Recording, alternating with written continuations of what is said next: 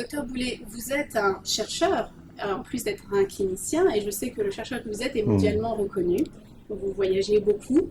Est-ce que vous pouvez nous donner une idée de ce qui se passe aujourd'hui au niveau de la recherche? Quels sont les espoirs? Quelles sont les recherches en cours? Est-ce que vous pouvez dévoiler une part de ce mystère? Ah ben écoutez, il y a énormément de recherches effectivement sur l'asthme. Autrefois, on disait on sait tout sur l'asthme, on n'a pas besoin d'autre chose que ce qu'on a, mais on s'est rendu compte bien sûr que il y a tellement d'inconnus encore au niveau de la maladie et surtout au niveau de la prévention de cette maladie. Alors, je fais des recherches surtout dans les deux disciplines, prévention de la maladie et traitement de la maladie, dans des sous-groupes particuliers, comme l'asthme sévère, l'asthme chez la personne âgée, l'asthme chez l'obèse, par exemple, l'asthme chez l'athlète de haut niveau. Donc, on sait que maintenant, il y a plusieurs sous-types d'asthme qui ont des particularités qui font qu'on doit adapter le traitement.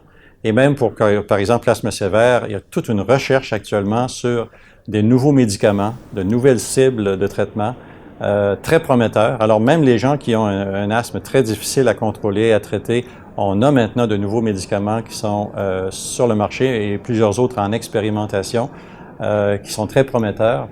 Donc, la recherche va bon train. Elle va bon train aussi dans la compréhension de la maladie. On identifie de plus en plus des cibles génétiques. On identifie de plus en plus les mécanismes fondamentaux par lesquels la maladie se développe et sur lesquels on pourrait jouer par certaines molécules ou certaines manœuvres préventives.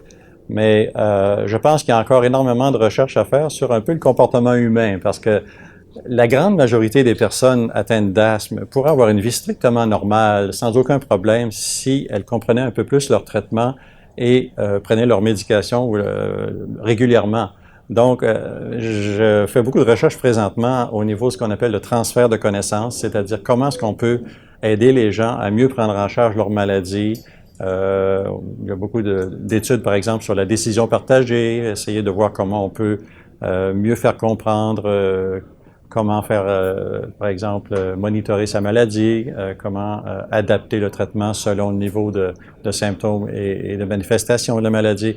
Donc, écoutez, la recherche en asthme est vaste et touche énormément de domaines, mais je crois que les domaines que je vous ai mentionnés sont les plus importants pour moi et les plus prometteurs aussi. Oui, c'est vraiment un espoir pour tous les malades et toutes les familles qui regardent nos programmes Live Doctors. Certainement. Et vous contribuez en cela par ce transfert de connaissances. C'est vraiment aussi l'objectif chez Live Doctors de permettre à tout à chacun de comprendre sa maladie pour mieux l'apprivoiser, pour mieux la maîtriser. Donc on est vraiment dans cette démarche également.